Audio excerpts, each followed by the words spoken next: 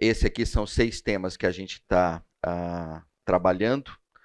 Hoje a gente vai começar a trabalhar com o quarto, a gente vai ficar entre o terceiro e o quarto ponto, a semelhança de Jesus e acolha a vulnerabilidade. E para aqueles que estão aqui desde o primeiro encontro, vocês devem ter notado que no final a gente coloca algumas perguntas para que vocês reflitam, né? Então aqui eu fiz eu extraí basicamente os 3 blocos de perguntas, né, que apareceram nas últimas aulas. As primeiras conjunto de perguntas estão aqui. Essas são relativas à autoridade, né? Então, queria muito que vocês refletissem sobre isso. Então, quais são suas posições de autoridade hoje? Quem lhe concedeu estas posições? Você já teve alguma posição de autoridade retirada ou transferida para outro? O que é que você aprendeu com isso? Seus liderados crescem de forma saudável diante da sua autoridade? Quem exerce autoridade sobre você hoje? Você tem crescido nesta condição? Em que você tem crescido? Então, eu gostaria muito que vocês refletissem sobre isso. Podem refletir sozinhos, podem refletir como casal, podem refletir como um grupo de amigos e tal, mas isso é relevante para que a gente faça uma introspecção do conhecimento que a gente está procurando compartilhar aqui. Então, essas são sobre autoridade. Esse é um conjunto sobre vulnerabilidades, né? Então, basicamente, você se encontra em alguma condição de vulnerabilidade? Precisa de apoio para deixar essa posição de vulnerabilidade? Qual apoio você acha que precisa? Conhece alguém próximo em condição de vulnerabilidade? Se você conhece, qual a sua estratégia para levar essa pessoa a superar essa condição? E, por final, é o seguinte, olha, se você já está fazendo isso, a pergunta é, está funcionando? Está dando certo? E o último bloco aqui, esse a gente passou rapidamente e é basicamente sobre a pessoa do nosso Senhor Jesus Cristo, né? Essas eu não vou ler agora, porque elas vão aparecer mais para frente, tá? Então, eu queria começar com oração. Senhor Deus, que o Senhor possa estar nos capacitando, que o Senhor possa estar nos dirigindo, ó Pai, que o Senhor possa estar abençoando esta classe, que o Senhor esteja quebrantando os nossos corações, abrindo as nossas mentes, nos dando, ó Pai, uma disposição espiritual, sobrenatural, para que possamos te obedecer, te honrar, te glorificar. Isso é o que nós te pedimos, ó Pai, durante esse tempo aqui, é lógico também durante a semana toda. Em nome do Senhor Jesus. Amém. Então, legal. Então, olha só, essa é aquela parte que eu comentei, que eu vou passar rapidamente, que é sobre lembranças, né? Quero que vocês relembrem isso aqui. A gente não pode perder isso de vista para não entrar numas crises aí que são desnecessárias. Então, na verdade, são 2 definições, a definição de autoridade e a definição de vulnerabilidade.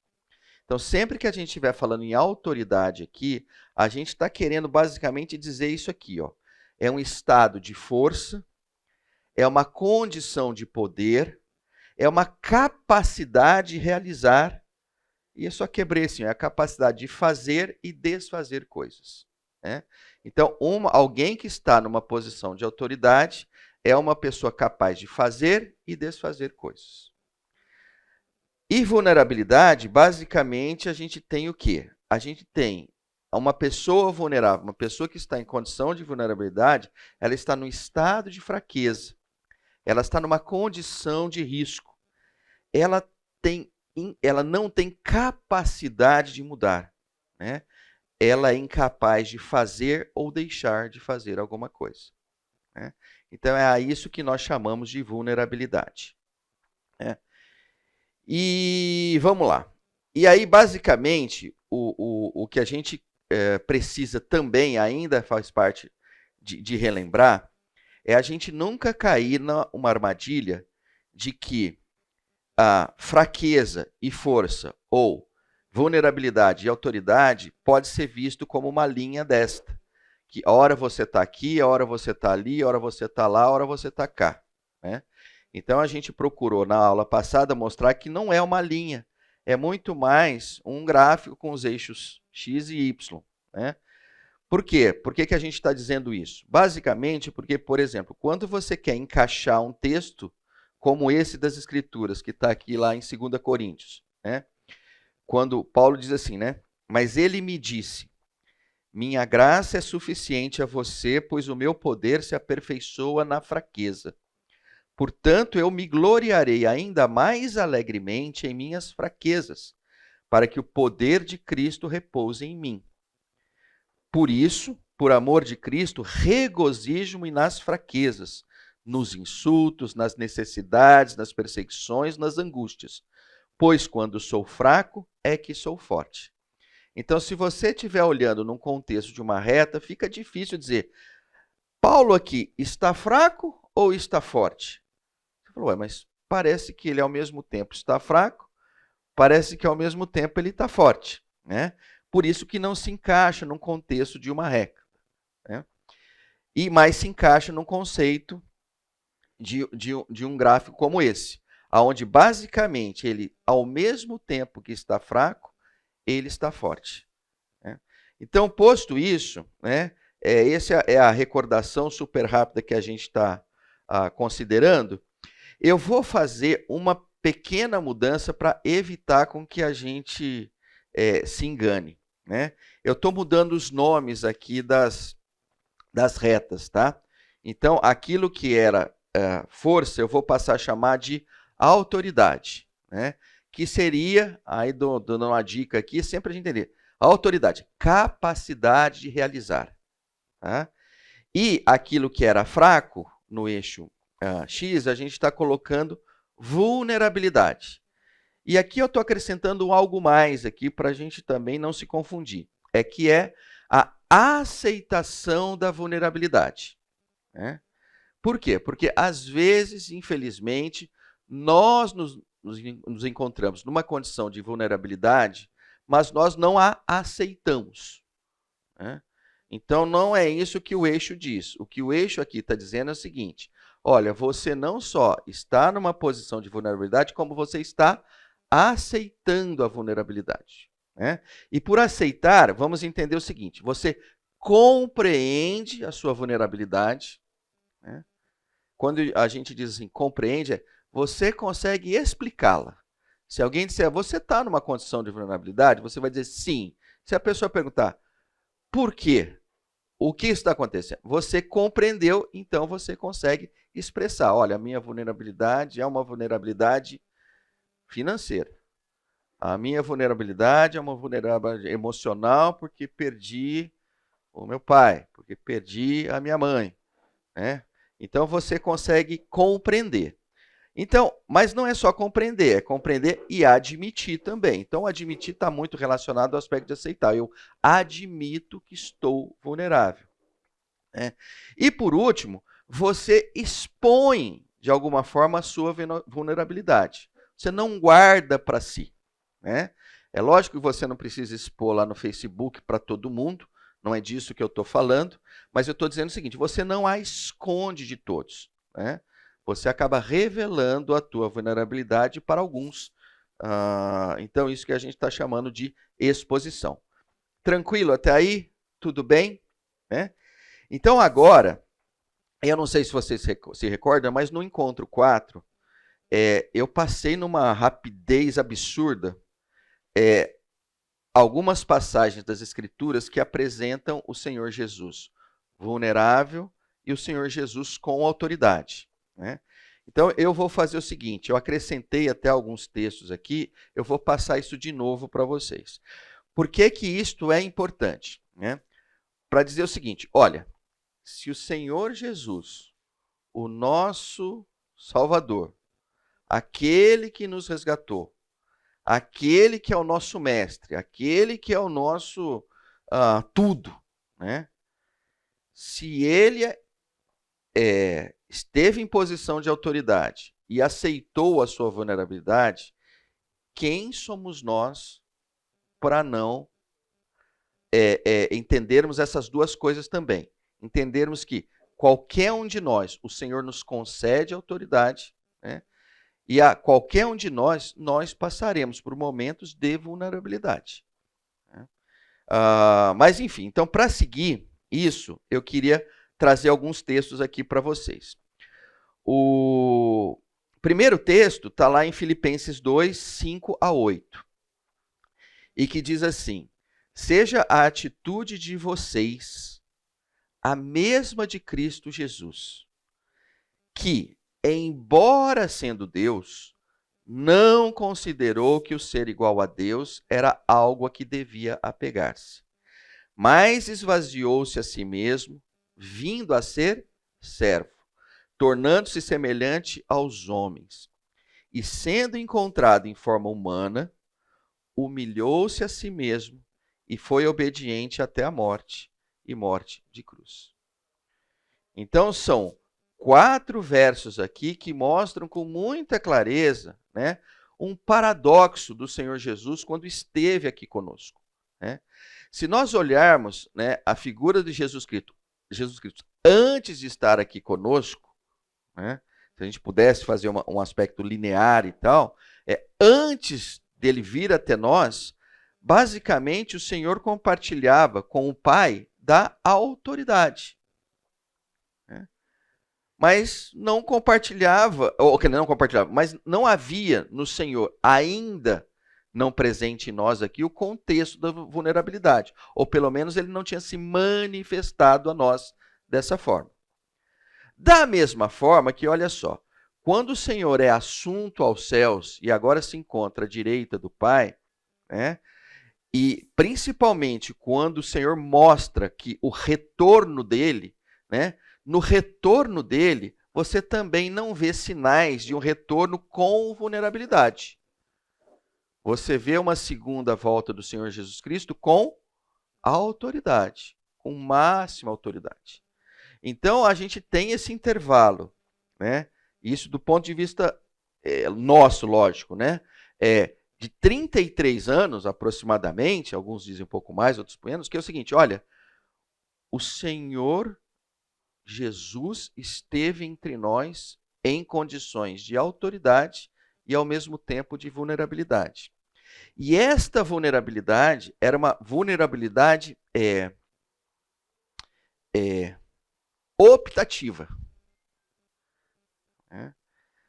E, então, quando a gente olha para esse texto, a gente olha e vê o seguinte, olha, você não consegue olhar para esse texto e ver Jesus como um coitadinho. Assim, nossa, que pena, que judiação, ele veio. Não, você nota o quê? Você nota uma vulnerabilidade, mas uma opção de estar vulnerável. Uma opção de estar conosco de uma forma vulnerável. Bom, posto isso, até aí tudo bem, gente? Algum comentário? Querem complementar algo? Tudo bem? Então vamos para frente. Aí vamos falar um pouquinho da autoridade do Senhor Jesus, né, quando esteve conosco aqui.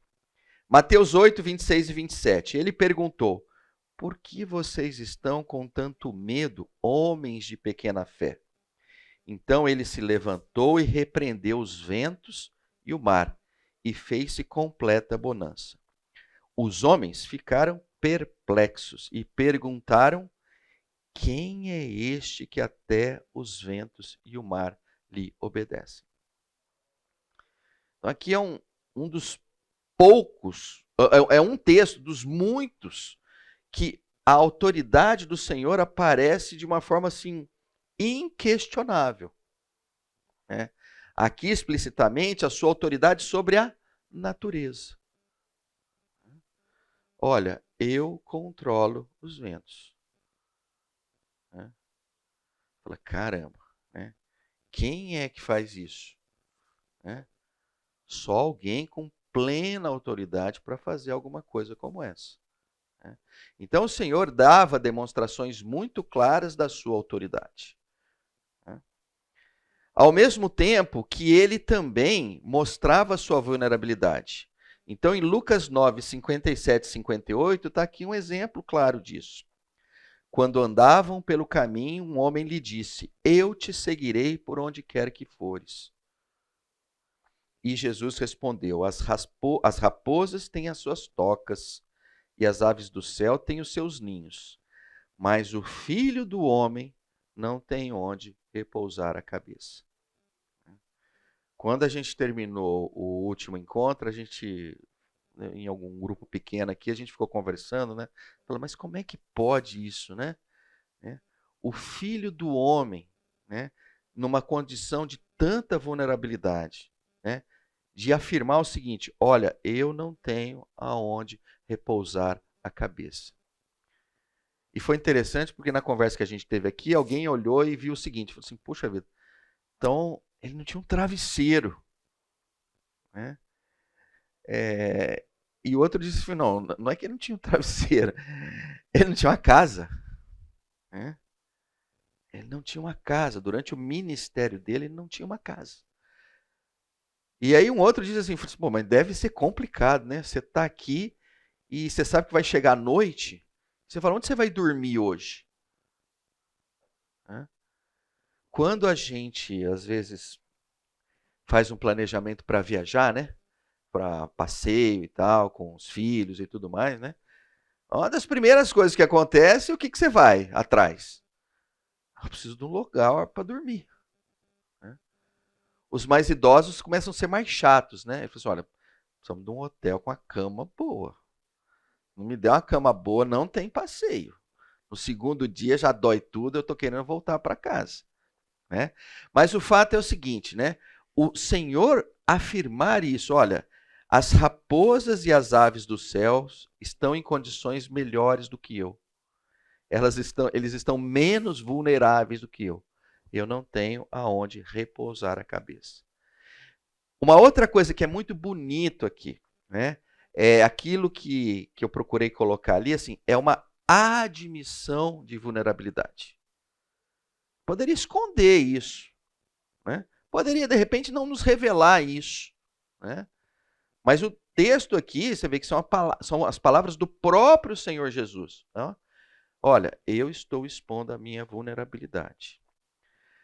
Vamos mudar um pouquinho e fazer um outro Romeu com Julieta. A gente já mostrou uma autoridade com uma vulnerabilidade. Vamos para o próximo aí.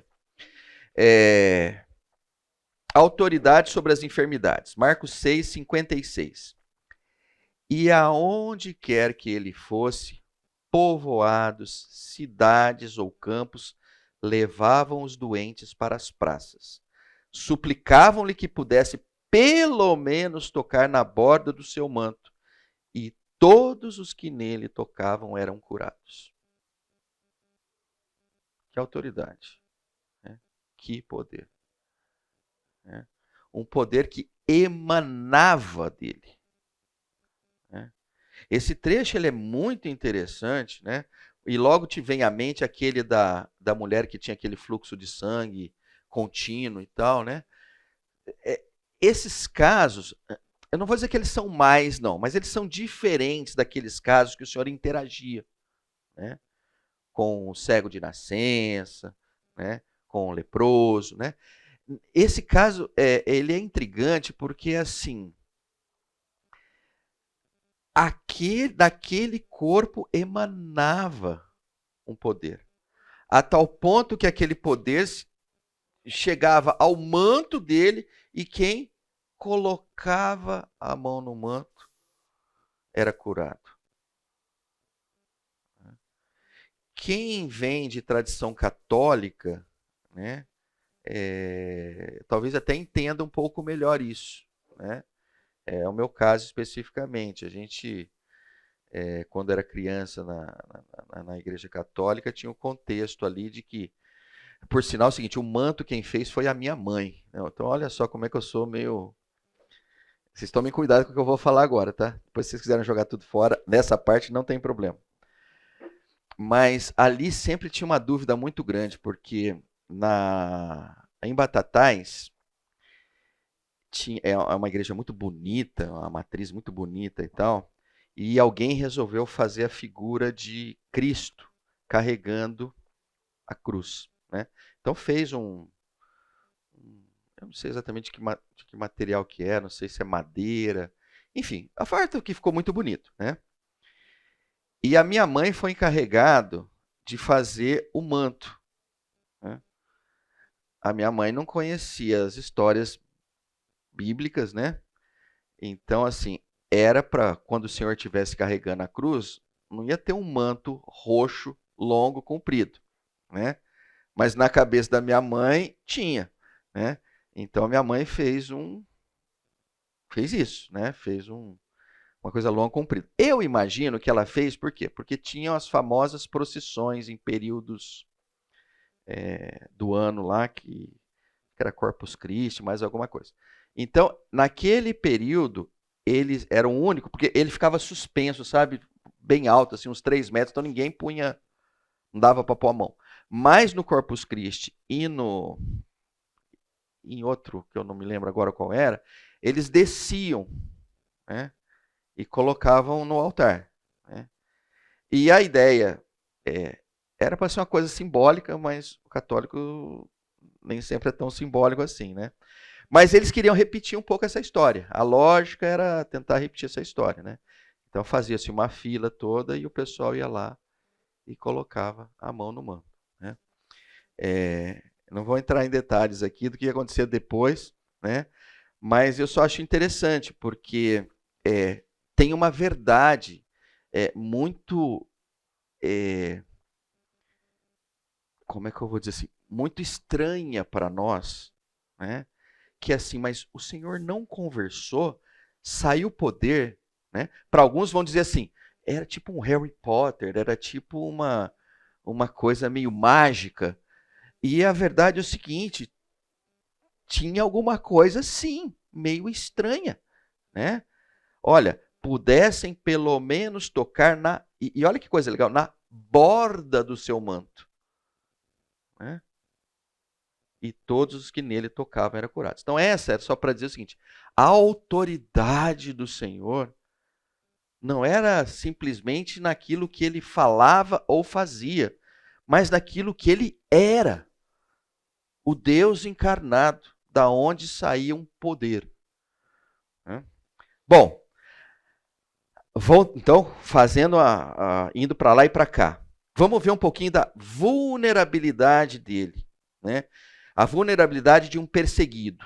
Então ele diz assim lá em Lucas 9, 12 a 14. Quanto mais vale um homem do que uma ovelha, portanto é permitido fazer o bem no sábado. Então ele disse ao homem, estenda a mão. Ele a estendeu e ela foi restaurada, e ficou boa como a outra. Então os fariseus saíram e começaram a conspirar sobre como poderiam matar Jesus. Eu quero pegar principalmente o 14 aqui, né? Boa parte do ministério do Senhor Jesus, ele viveu como alguém que estava sendo perseguido. Olha o 14. Então os fariseus saíram e começaram a conspirar sobre como poderiam matar Jesus. Guardadas as devidas proporções, né, eu acho que alguns de nós já devem ter passado por situação do tipo, você está lá na tua casa, toca o celular, você vai atender o celular e alguém diz assim, estou com a sua filha, né, ela está sequestrada e eu pretendo matá-la. Jogue o cartão de crédito na rua com a senha, senão vai acontecer tal coisa. Né? Você fala assim, caramba. Né? Alguns aqui vão rir, vão falar assim, ah, Pedro, mas é lógico que é golpe. Olha, é lógico que que é golpe. Mas a quantidade de pessoas que caem nisso não é uma quantidade pequena. Né? A quantidade não é pequena a ponto de, não sei se vocês verem, o Itaú faz propaganda hoje na mídia aberta para dizer assim, olha, não é? Eles contam até historinha em alguns casos e tal. Fala, cara, para gastar uma grana para fazer isso, muitas vezes no horário nobre e tal, é que não é um caso de 1, 2 ou 3, né? É uma quantidade razoável. Mas por que eu estou dizendo isso? Porque é o seguinte, né? no momento em que você se sente perseguido ou que estão perseguindo alguém que você gosta, gente, é natural despirocar. É natural você perder o senso, né? Eu fico olhando para esse trecho aqui e assim, eu se fosse Jesus, eu falei assim, olha, vamos dar um tempo, gente. Porque não, aí já está ficando complicado, né? Eu me lembro é, é, de um livro do Philip Yancey, eu acho que é uma maravilhosa graça, né? Quando ele diz um fenômeno que acontece nas igrejas americanas, principalmente nas igrejas americanas em metrópoles, em cidades grandes, como por exemplo seria o caso de Campinas, né? E ele fala assim, eu acho muito interessante porque quando as igrejas chegaram nessas cidades, elas se instalaram no centro, porque o centro era o local aonde as pessoas iam, né? As pessoas, né? O centro da cidade era a cidade, basicamente, né? Aí ele fala assim, aí o que acontece? Aí, depois de algumas décadas, as metrópoles começam a abandonar o centro. As pessoas começam a abandonar o centro e passam a ir para os subúrbios, os equivalentes a condomínios e coisas desse tipo. E aí quem vai para o centro? Quem vai para o centro são pessoas de menor posse. O que acontece com aquele centro que era maravilhoso, que era um local que todo mundo queria ir e tal, as pessoas já não querem ir. Preferem um shopping centers, preferem isso, preferem aquilo. Então, começam em aquelas pessoas de baixo poder aquisitivo, muitas vezes, de classes sociais mais baixas, né? E aí o que acontece? O lugar começa a ficar mais violento, né? Olha, agora à noite você não sai com muita tranquilidade, que o cara pode bater tua carteira, o cara pode te intimidar, pode acontecer isso, pode acontecer aquilo e tal, né? E aí ele comentando todo esse histórico, que de certa forma a gente consegue enxergar a Campinas dentro desse contexto, a cidade de São Paulo nesse contexto e outras, né? Aí ele, de certa forma irônica, ele diz assim, a hora que começa a ficar perigoso, a hora que começa a ficar ameaçador, as igrejas vão embora. Eu estou trazendo isso porque eu fico olhando e falo assim, poxa vida, a igreja faz um papel muito esquisito. Pelo menos faz um papel que parece contraditório às escrituras, né? O Senhor passou a ser perseguido, e o que aconteceu com o ministério dele? Continuou o ministério dele. Então, isso só para dar um tamanho do contexto assim, de aquilo que eu chamei de vulnerabilidade optativa, né? Ele falou, não é porque eu vou ser ameaçado, não é porque vão conspirar, né, para a minha morte, que eu vou deixar de fazer o meu trabalho, né? Mas o fato aqui, o principal é, o Senhor passou a vulnerabilidade de alguém que é perseguido, né? Aí mais uma combinaçãozinha e depois eu vou para outras searas. A terceira combinação, autoridade sobre a morte. Quando ele chegou à casa do dirigente da sinagoga e viu os flautistas e a multidão agitada, disse, saiam. A menina não está morta, mas dorme. E todos começaram a rir dele. Depois que a multidão se afastou, ele entrou e tomou a menina pela mão e ela se levantou. A notícia deste acontecimento espalhou-se por toda aquela região. Então, o terceiro aspecto de autoridade que a gente está mencionando aqui é uma autoridade, agora não é sobre os ventos, né? Agora é sobre a morte. Ela estava morta. E ele foi lá, tomou a menina pela mão e ela se levantou. Eu eu não sei quantos de vocês estavam aqui quando o pastor Ivênio, não sei se foi a última, mas deve ter sido uma das últimas vezes que ele esteve aqui com a gente, né? Ele tinha perdido o filho. Não sei se vocês se lembram disso, né?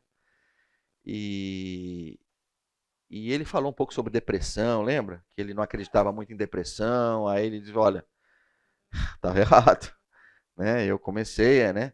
Mas aí ele relata um pouco quando o filho morreu, né?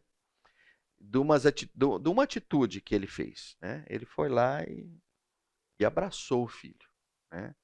E clamou assim como o Senhor clamou, né? Para que o filho voltasse, né, à vida. O filho não voltou, né? Aí eu olho hoje para isso e falo assim: poxa vida, né? Que autoridade do Senhor Jesus, né? O cara morreu, morreu. Eu ponho ele de novo para viver.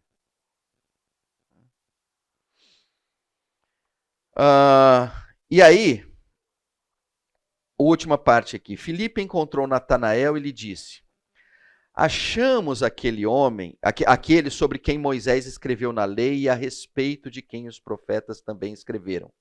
Jesus de Nazaré, filho de José. Então aqui está sendo composto, né, o grupo de discípulos do Senhor Jesus, né, dos apóstolos, né, do Senhor Jesus, né, e está Filipe com o Natanael batendo esse papo. E aí Natanael diz o quê? Nazaré? Pode vir alguma coisa boa de lá? Então, se você olhar, você fala: caramba, ainda tinha uma vulnerabilidade que era o preconceito sobre de onde o Senhor vinha. É o preconceito que muitas vezes está ali de um nordestino, o preconceito que às vezes está ali de uma pessoa negra, o preconceito que está ali de uma mulher, o preconceito de alguém que de repente é muito jovem para estar naquela posição, né? Aqui no caso, basicamente, é um preconceito sobre suas origens, né? E é interessante, né? O desprezo é enorme, né? Eu fico pensando aqui, quando ele falou, perguntou Natanael, Nazaré? Né? Eu acho que ele falou com essa impostação. Nazaré? Ah, cara tem que vir de Jerusalém. O cara tem que vir, pô, o cara tem que vir no lugar top, Nova York, São Francisco. Pô, o cara veio de onde? Ah, veio lá de Quixadá. Quixadá, tem alguma coisa que presta lá em Quixadá? Né? E aí, depois, né, o contexto, a continuação da história é muito legal, né? Porque aí o Senhor se dirige a ele, né? Dá 2 versículos e tal, Natanael já está se dobrando e se curvando diante do Senhor, né? Mas é interessante, isso é um preconceito, né? E aí, eu queria encerrar com esses 2 textos aqui e a gente pode considerar fechado esse assunto para ir para o próximo, assim, logo depois do intervalo. Aquilo que eu chamei, eu estava falando vulnerabilidade optativa, né? Mas o nome melhor seria vulnerabilidade voluntária, né? E eu peguei 2 trechos que acho sensacionais. O primeiro é de João 10, 17 e 18, quando ele diz assim: por isso é que meu Pai me ama, porque eu dou a minha vida para retomá-la. Ninguém a tira de mim, mas eu a dou por minha espontânea vontade. Eu tenho autoridade para dá-la e para retomá-la. Esta ordem recebi de meu Pai. Às vezes alguém vai dizer assim: não, mas quem tirou a vida de Jesus? Foram os romanos? Foram os fariseus? Foram os mestres da lei? Nenhuma dessas respostas está certa. Quem tirou a vida dele foi ele mesmo. Ele deu a vida dele. É muito lindo quando ele diz assim: ó, ninguém a tira de mim. Ninguém tem autoridade para tirar a minha vida. Eu dou. Quando eu quiser, eu retomo. Isso é muito lindo, né? Isso é assim, gente, é a essência do Evangelho, né? A essência do Evangelho é essa demonstração de vulnerabilidade voluntária do nosso Senhor Jesus Cristo. E que de uma forma, vamos lá assim, agora com mais ação, né? A mesma coisa está lá em Mateus 26, né? Essa aqui é mais assim, Chuck Norris e tal, mais Arnold Schwarzenegger, mais Sylvester Stallone e tal, né? Então, aparece assim, Jesus perguntou, amigo, o que o traz? Esse amigo era um amigo da onça mesmo, né? Era o Judas, né? Aliás, eu olho para esse trecho aqui e falo assim, nossa, mas será que tem ironia? Não sei, até hoje eu não sei dizer, né? Mas a hora que chega Judas, ele fala assim, amigo, o que o traz, né? Eu fico pensando, o que o traz aqui? Né? O que você veio fazer? Né? De alguém que sabia com muita clareza o que ele tinha ido fazer, né? Então os homens se aproximaram, agarraram Jesus e o prenderam. Um dos que estavam com Jesus, estendendo a mão, puxou a espada e feriu o servo do sumo sacerdote, decepando-lhe a orelha. Uau, a coisa vai pegar fogo agora, né? Mas a continuação é, disse-lhe Jesus, guarde a espada, pois todos os que empunham a espada, pela espada morrerão. Você acha que eu não posso pedir a meu Pai e ele não colocaria imediatamente à minha disposição mais de 12 legiões de anjos? Mas aí vem um mais, né? Mas como então se cumpririam as escrituras que dizem que as coisas deveriam acontecer dessa forma? Isso é muito lindo, né? Isso faz o outro parzinho com a outra parte. Mas o ponto é o seguinte: olha, tudo que está acontecendo aqui, né, é importante que aconteça, é relevante que aconteça, é essencial que aconteça, né? E é lógico, a demonstração de plena autoridade aqui. Olha, se eu quisesse, pô, dava 12 legiões de anjos aqui, mas acabava com essa turma na hora aqui. A gente ia dormir tranquilo, sereno, né? Mas não haveria o sacrifício, não haveria a cruz, e nós não seríamos resgatados, né? Vamos para o intervalo, a gente volta então para o próximo bloco. Eu quero fechar essa parte com esse terceiro conjunto de reflexões. Esse é o mesmo slide que eu coloquei lá no começo, quando eu falei das duas primeiras, que eu gostaria muito que vocês refletissem. Esse é o terceiro deles, né? Por que o Pai permitiu que o Filho viesse até nós em condição de vulnerabilidade? O Pai poderia chegar para o Senhor Jesus e falar, não, vulnerabilidade sem chance. Você vai, mas ó, vai descendo o rei no povo lá. Nada de querer se mostrar de forma vulnerável, não. Não foi isso que aconteceu. Por quê? Segunda, qual a importância da vulnerabilidade no ministério de Jesus? Terceira, o que estaria comprometido se apenas o lado da autoridade estivesse presente em Jesus? Eu acho que é só um detalhe, podia ser ou não ser. Tudo bem. Não, eu acho que comprometeria. Comprometeria o quê? E o quarto, o que a condição de vulnerabilidade provoca em mim? Ou seja, quando eu me encontro vulnerável, né, o que acontece comigo? Eu fico desesperado para sair dessa condição, né? Eu corro para o meu pai, eu corro para o pastor, eu saio via Lexotan, né? Eu resolvo via Lexotan, via, como é que chama os outros aí, os famosos aí? Rivotril, eu resolvo no base do Rivotril, né? É importante isso, né? E é lógico, assim que você responder essa pergunta, acho que você tem que fazer por quê, por quê, por quê. Faz o porquê umas 5 vezes e talvez você vai encontrar algumas coisas importantes, né? Até para você entender melhor a sua condição de vulnerabilidade. Bom, mas então eu gostaria muito que vocês refletissem sobre isso, tá? É provável, né, que no nosso último encontro a gente vai acabar fazendo uma oficina, se eu ver que vocês não estão respondendo aí, tá? Aí nós vamos fazer um babado aqui, reunir aqui e vamos empurrar vocês. Isso é para dizer o seguinte: no último encontro só vão aparecer os fortes, provavelmente, né? Isso é muito ruim, porque provavelmente nem eu vou vir, né? Mas, gente, se dediquem a isso, isso é importante. Bom, agora eu vou entrar num ponto aqui que está relacionado à paz. Tá? Eu quero usar o aspecto de paz para que a gente tenha uma compreensão interessante sobre aqueles 4 quadrantes, né, onde tem ali autoridade e vulnerabilidade. Então, como é que nós vamos fazer isso? Nossa, eu vi que o próximo slide fica muito ruim, porque eu já falo um monte de coisa. Eu já pedi isso uma vez nesse encontro, né? Eu preciso que vocês fechem os olhos, vocês não podem ver o próximo slide.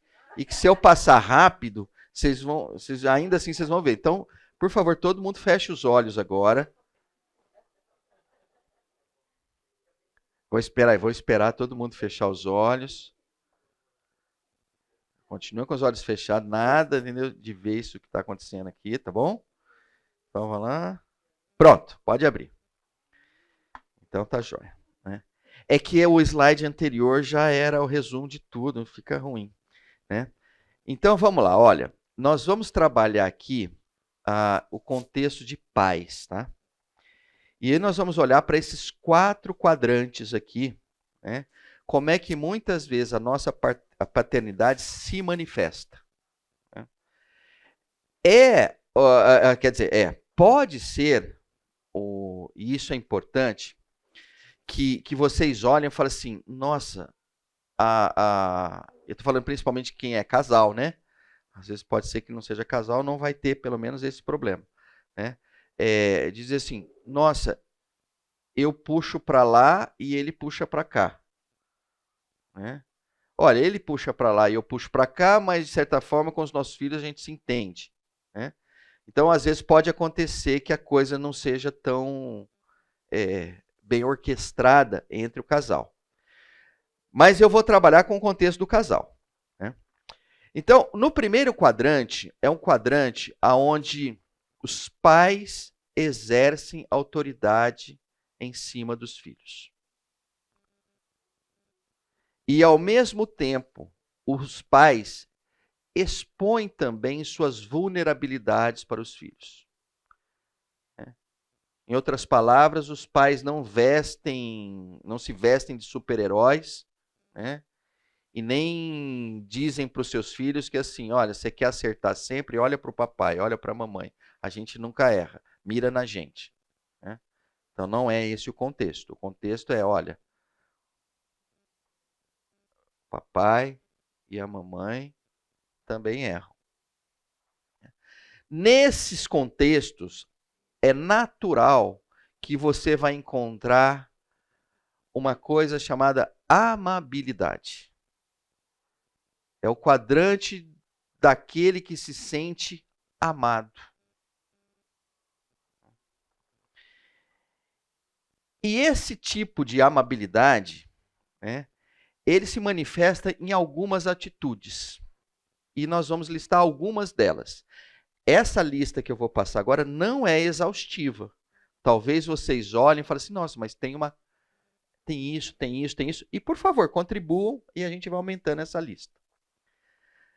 Mas uma das coisas que eu quero colocar aqui é o seguinte. Pais amáveis ouvem os filhos. Ouvem. As palavras proferidas pelos filhos não ficam num vazio. Né? Encontra os ouvidos do pai e da mãe. Segundo ponto, pais amáveis pensam junto com os filhos.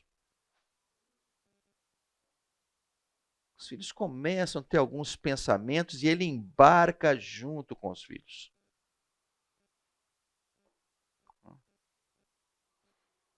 Terceiro aspecto, os pais amáveis têm empatia com os filhos.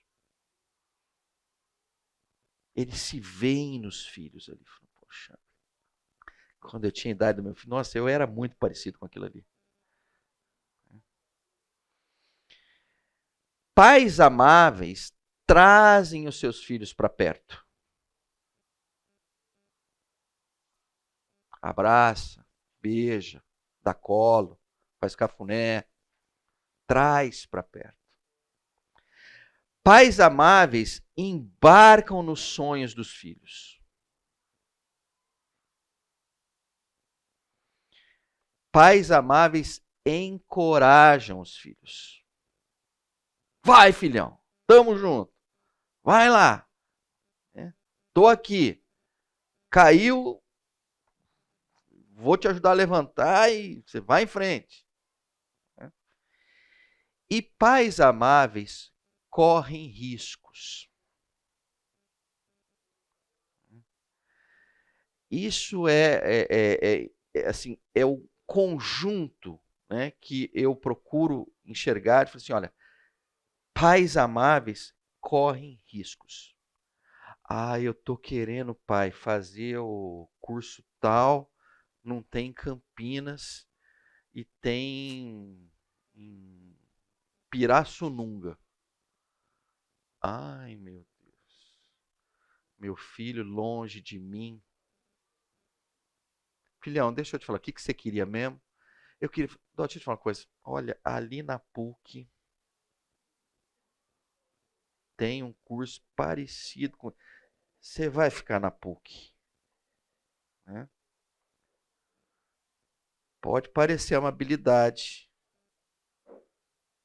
mas pode também manifestar o quê? Olha, eu não quero correr riscos. No último encontro, a gente falou um pouco sobre o filho pródigo. Né? E a gente falou muito sobre o pai, né? Um pai ali, se aquele pai não amasse o filho, talvez ele não corresse o risco de deixar o filho embora. Aquele pai amava muito o filho, a tal ponto que deixou o filho embora. Correu riscos. Correu muitos riscos. Então, a gente precisa entender o seguinte: é neste quadrante que os filhos crescem. É nesse quadrante que os filhos florescem. É nesse quadrante que os filhos dão frutos.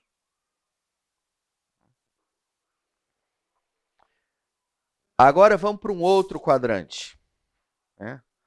Algum comentário? Tranquilo? Só voltar aqui. Alguém tem como eu disse que essa lista não é exaustiva, brotou em alguém alguma coisa que eu não coloquei aqui, porque eu queria ouvir de vocês. Aí na próxima eu vou enriquecendo esse negócio aqui. Alguma coisa que vem à mente de vocês? Bom, se daqui a pouco vier, me ajudem aí, a gente vai aumentando essa lista. Vamos para o outro lado aqui. Ó. O outro lado, né, é o lado que não é da amabilidade. Né? Não são pais amáveis, são pais autoritários. Por que eles estão nesse quadrante? Porque, basicamente, né, é nesse quadrante que os pais continuam tendo autoridade. Está vendo? Eles estão ali para cima. Ó. A autoridade está presente. O que é que não está presente? Né? Não está presente a vulnerabilidade. Os pais se mostram sempre fortes, sempre assertivos. Eles sabem tudo, eles não têm dúvida disso. E eles, danados, eles acertam sempre. Né? Então, a não aceitação da vulnerabilidade, ao mesmo tempo com o exercício da autoridade, provoca pais autoritários. Vamos olhar um pouquinho mais o que seriam pais autoritários. Opa. Não houve, é um contraste. Pais autoritários não ouvem os filhos. Até porque nem precisa. Eles já sabem o que os filhos têm que fazer. Precisa ouvir. Por que eu vou ouvir o pirralho? Por que vai ouvir aquela garotinha? Tem que ouvir. Eu já sei. Então, pais autoritários não ouvem. Pais autoritários já sabem. Aí eu só reenfatizei. Pais autoritários sempre sabem. Eles têm respostas para tudo.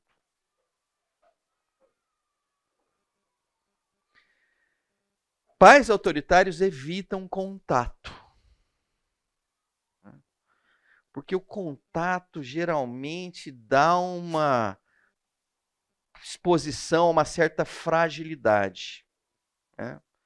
Eu e Glaucia conhecemos na verdade estávamos na chácara, na sítio, de uns conhecidos, numa festa de aniversário, e uma senhora se aproximou da gente, viu que as meninas estavam correndo para lá, para cá, vinham, abraçavam a Glaucia e tal. As meninas tinham que idade, Glaucia? 10, 12, talvez até um pouco menos e tal, né? E elas corriam, abraçavam a Glaucia, me abraçava e rolava aqui e tal, papá. E aí uma senhora pediu para falar com a Glaucia. Ah, quero falar com ela. Puxou a Glaucia num canto, né? A Glaucia foi lá conversar com ela e tal. E aí, Glaucia, compartilha o que ela falou no final lá. Fala em voz alta ali. É. Achei muito interessante isso. Ela falou assim, nossa, seus filhos te abraçam muito. Né? Não fica com medo de que elas percam o respeito por você. Né? Isso é típico de pais autoritários. Então, evita contato. Não fica beijando, abraçando, pulando. Isso não dá certo. Né? Perde o respeito e complica o teu processo de, entre aspas, educação. Pais autoritários controlam os filhos. Controlam. Ó, você vai aqui, você não vai ali, você volta a tal hora. Se ele voltar 5 minutos depois, você faz um carnaval, faz uma loucura. O que aconteceu? Gente. Né? Então, pais autoritários querem controle. Né? Pais autoritários não querem que seus filhos sejam expostos a incertezas.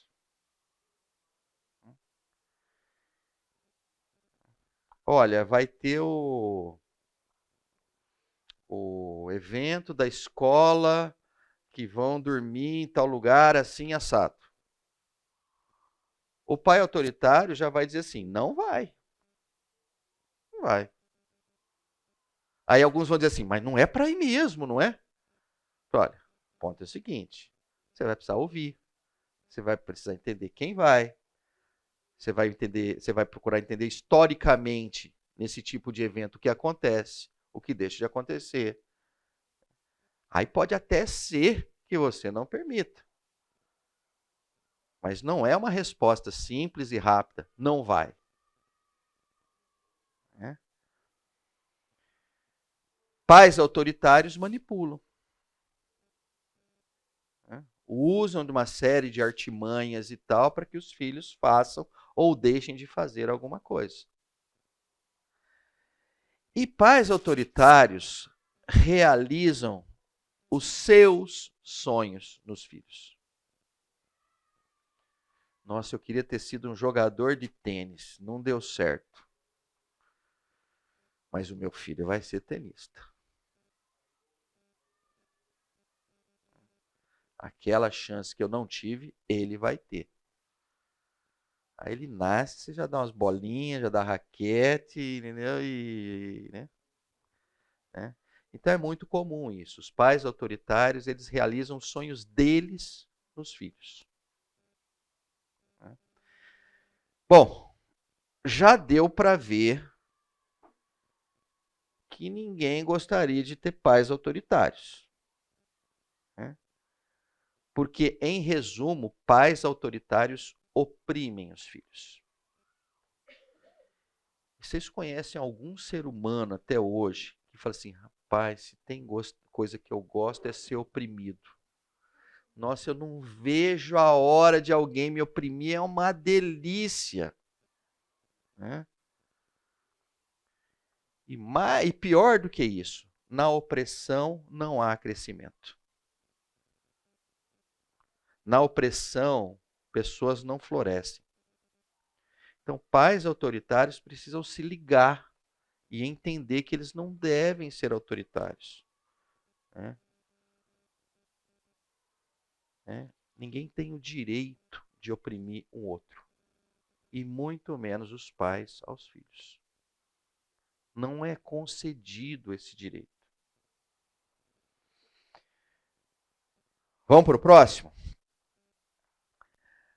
Aí você tem no terceiro quadrante uma coisa que eu diria que é, assim, se pudesse escolher, essa é pior do que o autoritário.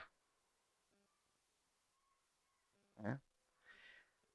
São os pais ausentes. Os pais ausentes, basicamente o que acontece? Pela sua ausência, ele não exerce autoridade. E muito menos ele expõe a vulnerabilidade. E a razão é muito simples. Ele, né, acho que eu vou começar. Ele simplesmente não está. Né? O que então são pais ausentes? Aqueles que não estão. É lógico que tem diferenças do não estar. Né? Vamos pegar um exemplo de um não estar que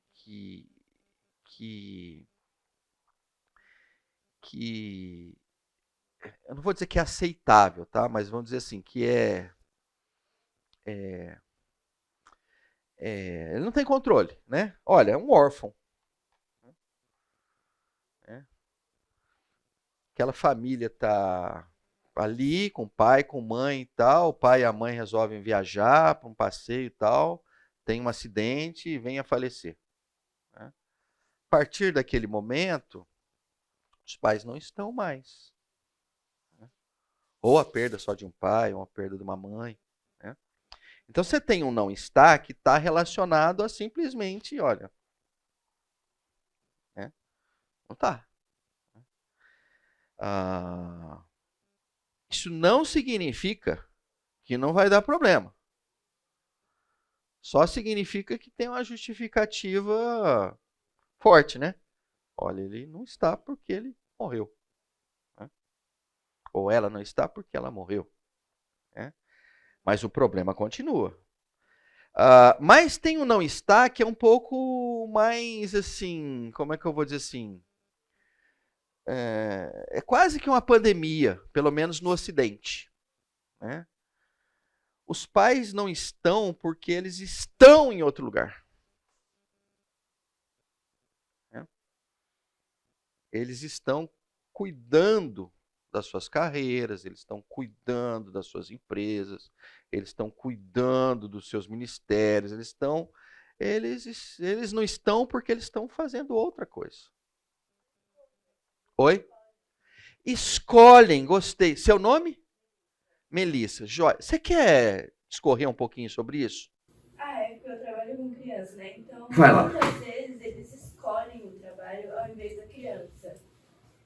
Principalmente em relacionamentos. Pais falam assim, eu quero ter um filho. A mãe virou e falou assim, tudo bem, eu te dou um filho, mas eu escolho a minha carreira. Então, quem cuida do filho é o pai. E aí, não estão. Por escolha. Escolha. Agora, tem um lado também que é a não escolha. Então, vamos pegar também o seguinte, né? Quantas e quantas pessoas, né, ou mulheres, vamos dizer assim, de classes mais baixas, precisam sair para fazer faxina, para fazer aquilo e tal. Então, não é dada a opção para ela. Mas é uma escolha mesmo assim. Sei, né? É o seguinte, talvez a escolha seja o seguinte, olha, para eu botar comida na mesa, eu preciso sair para trabalhar. Então, o não estar ali significa, ao mesmo tempo, estar no sentido de que eu vou trazer sustento para casa. Então, a coisa é engraçada, né? Parece que aí nem é escolha. Quer dizer, é uma escolha, mas é uma escolha difícil. Você vê que a vida não é fácil, gente. Vocês já devem ter percebido nessa altura do campeonato, né? Alguém que esteja falando, rapaz, viver é uma grande moleza. Eu acho que precisava estar aqui ensinando a gente, porque eu não encontrei muita gente que diga isso. É difícil, é complicado, é complexo, né? Mas vamos lá. O ausente não se importa.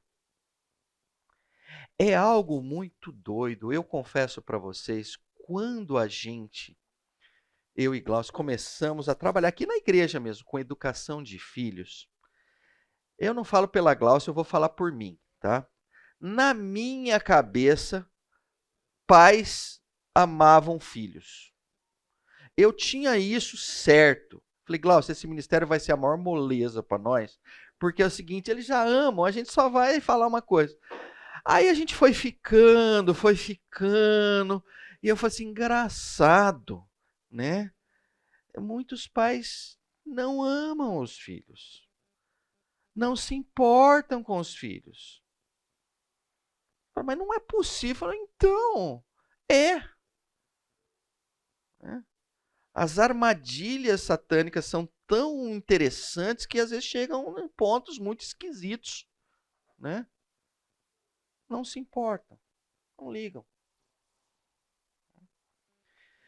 Não querem saber. Né? Eu acho que vocês já devem ter, alguns de vocês já devem ter passado por isso. Né? Alguns filhos de vocês devem ter dado muitos problemas na escola, né? E que volta e meia o professor, como é que é a coordenadora pedagógica, a escola ligava lá e falava assim, olha, pode dar um pulo aqui, né? Alguns de vocês já devem ter tido essa sensação, eu não quero nem saber o que é que aconteceu dessa vez, né? Porque alguns filhos são diferentes de outros filhos, né? Alguns são mais elétricos do que outros, né? E aí, de repente, né, o constante assim, não, eu não quero, nem me fala. Eu não quero saber. Outro, eu não quero trabalho. Eu não quero trabalho. Nossa, eu já tenho muito trabalho. Eu não quero mais trabalho. Essa turma dá muito trabalho. Eu quero me ausentar porque eu não quero trabalho. Né? O outro, pensa em si. Né? Pai, nessa linha que você comentou. O outro vive para si. E um outro que eu acho lindo, né, que às vezes a gente vê, às vezes, infelizmente, alguns divórcios e tal, né, que a pessoa diz assim, eu precisava buscar minha felicidade. Eu não estava feliz neste relacionamento. Mas e os seus filhos? Eles vão entender. Né? Então, eu acho uma coisa interessante, né, porque na medida que você tem um casamento e que você tem filhos, né, se a ideia tua ainda é buscar sua felicidade, alguma coisa você não pensou direito. Né? Primeiro que você não deveria nem ter casado. Né? Olha, eu vou casar para eu ser feliz. Fala, meu filho, não case. É um peso enorme que você está dando para outra parte. Você simplesmente está falando para ele, olha, me faça feliz. Caramba, não, eu não quero fazer, não tenho essa habilidade, nem esse desejo, nem essa vontade. Né? Você casa para fazer o outro feliz. Né? Joelson, por favor. No último encontro de casais, o preletor, nossa, me fugiu o nome dele agora. Daniel. Isso, obrigado.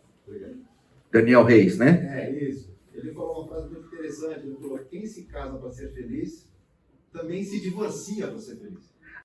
Perfeito, olha só. É. Bom, e aí você pode continuar, né? Ele se divorcia para ser feliz, aí depois ele casa de novo para ser feliz, aí ele divorcia para ser feliz. Por aí. Né? Não compreendeu. Né? Mas o ausente trabalha nesse contexto. Eu preciso buscar a minha felicidade. Né? E por último, e esse é um caso muito clássico aqui, e ele tem eu diria assim que ele tem uma aceitação muito grande entre nós. E quando eu digo entre nós, é porque é o seguinte, muitos de nós aqui, os nossos pais não tiveram muitos recursos e, de certa forma, foram autoritários para conosco. Então, a nossa resposta ao autoritarismo é a indulgência. Vamos explicar um pouquinho melhor o que são pais indulgentes. Vamos lá. Pais indulgentes, a gente precisa entender o que é que ele tem. Olha, ele aceita a vulnerabilidade. Por outro lado, ele não exerce autoridade. Então, os pais indulgentes, é uma característica desse, eles dão muito presentes.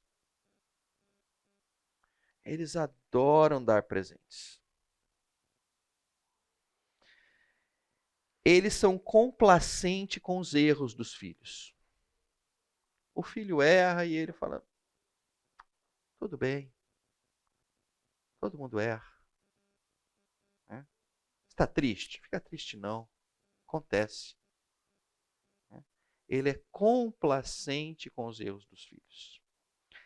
A outra, ele se comporta como um igual ao filho. Vocês já devem ter visto, eu já ouvi de mulheres isso, de mães. Nossa, a minha filha é como uma irmã para mim. Já ouviram isso? Nossa, ela nem é minha filha, é uma irmã para mim. É um pouco isso, né? É a mãe ou o pai que acha que o filho é um irmão, uma irmã, né? Então ele se comporta como um igual, ele não exerce autoridade. O outro, o indulgente, distorce a razão. O filho teve uma briga, mas não foi ele que começou. Não, mas o meu filho não faz essas coisas. Não, mas veja bem, isso aí é fruto do meio, é fruto da sociedade. Enfim, ele distorce a razão. Ele tende sempre a favor do filho. O filho pode fazer o que for de errado. Ele vai arrumar um jeito de ficar do lado do filho. Olha, o seu filho atropelou um idoso na rua, o cara está hospitalizado. Mas por que idoso tem que andar na rua? Mas deixa eu falar uma coisa. Enfim, vai, entendeu? O pai indulgente, ele vai sempre arrumar uma forma de ficar do lado do filho. O indulgente não admite erros próprios. Não admite erros. Não, eu não errei. Alguém errou, mas não foi eu. E por último, ele transfere a culpa para o outro. Então, se você olhar, você fala assim, mas Pedro, o indulgente é melhor que o autoritário é melhor que o ausente. Eu queria dizer para você o seguinte, seja o quadrante do autoritário, seja o quadrante do indulgente, seja o quadrante do ausente, os nossos filhos não devem estar nesse quadrante. Porque, basicamente, nós fomos feitos para florescer. Todos nós e os nossos filhos. Então, nesse contexto, eu queria pegar uma frase do Andy Crouch do livro, quando ele diz assim, florescer é uma maneira de responder à primeira grande pergunta, o que devemos ser? O que devemos ser na vida? E ele diz assim, devemos florescer. Não apenas sobreviver, mas prosperar. Não apenas para existir, mas para explorar e expandir. E aí ele tira acho que talvez seja o ditado mais popular de Irineu de Lyon, quando ele diz assim, A glória de Deus é um ser humano plenamente vivo. Deus é glorificado quando se vê um ser humano plenamente vivo. Aí vamos entender um pouquinho mais isso aí, né? Deixa eu passar aqui. Ai, peraí, volta. Aqui era para ter um versículo que saiu do lugar. Não sei para onde ele foi, mas também não vou sair procurando ele não, né? Vamos ficar com essa frase aqui. O florescimento exige que abracemos tanto a autoridade quanto a vulnerabilidade, tanto a capacidade quanto a fragilidade, pelo menos enquanto estivermos neste mundo quebrado. Nós devemos aceitar tanto a vida quanto a morte. Então, nós precisamos entender que os nossos filhos foram feitos para prosperar, para florescer, para crescerem de forma saudável. Então, deixa eu colocar aqui, acho que já me adiantei, já, tá? Então, este quadrante aqui, está lá no próximo, tá? Esse quadrante aqui, né, aonde a gente chamou ali com relação aos pais, né, um quadrante da amabilidade, de pais amáveis, né? É neste quadrante que os nossos filhos. E aí, vamos lá, agora eu já vou extrapolar. Que nos relacionamentos que nós temos, não estou mais falando só de pais e filhos. Enfim, aqueles relacionamentos que o Senhor nos deu a possibilidade de termos, né? O nosso comportamento deve ser de que aquelas pessoas floresçam, prosperem e cresçam com saúde. Aí é esse trecho aqui que eu queria, aliás, nesse trecho não, esse salmo que eu queria trazer, e a gente já vai meio que parar por aqui. O Salmo 8, ele é um salmo fantástico para mostrar aquilo que o Irineu de Leão fala, quando ele diz assim, olha, a glória de Deus é um ser humano completamente vivo. Vejam nessa aqui, ó. Salmo 8, 1 a 2. Senhor, Senhor, Senhor, Senhor nosso, como é majestoso o teu nome em toda a terra. Tu, cuja glória é cantada nos céus. Dos lábios das crianças e dos recém-nascidos, firmaste o teu nome como fortaleza, por causa dos teus adversários, para silenciar o inimigo que busca vingança. Aqui na próxima aula eu tenho um negócio tão legal para falar, mas eu não quero acabar desse jeito. Eu volto para cá depois. Agora eu venho para cá. Ó. Quando contemplo os teus céus, obra dos teus dedos, a lua e as estrelas que ali firmaste, pergunto, que é o homem para que com ele te importes? E o filho do homem para que com ele te preocupes? Se a gente parasse aqui, talvez até a gente concordasse e falasse assim, nossa, é uma porcaria. Né? Não é nada, uma poeirinha. Né? Mas a gente precisa continuar. E aí o 5 ao 8, ele diz assim, olha, isto aqui é o que eu criei. Aí ele diz assim, tu o fizeste um pouco menor do que os seres celestiais e o coroaste de glória e de honra. Olha a valorização que o Senhor está concedendo ao homem, né, à mulher. Né? E o coroaste de glória e de honra. Tu o fizeste dominar as obras das tuas mãos. Sob os seus pés tudo puseste. Todos os rebanhos e manadas, e até os animais selvagens. As aves do céu, os peixes do mar e tudo que percorre as veredas dos mares. Basicamente, do 6 ao 8, o que ele está dizendo? Né? Eu concedi autoridade ao homem. e eu quero ver essa autoridade exercida. Para quê? Aí no final ele diz assim: Senhor, Senhor nosso, como é majestoso o teu nome em toda a terra. Então, parte da majestade do Senhor na terra está diretamente relacionada aos seus filhos exercendo a autoridade que ele concedeu. Então, a autoridade deve ser exercida. Na próxima aula a gente vai ver um pouquinho como ela é exercida, mas que fique esta mensagem para vocês. Entendam isso. Né? Como a gente falou de pais, pais, exerçam a boa autoridade sobre os filhos de vocês.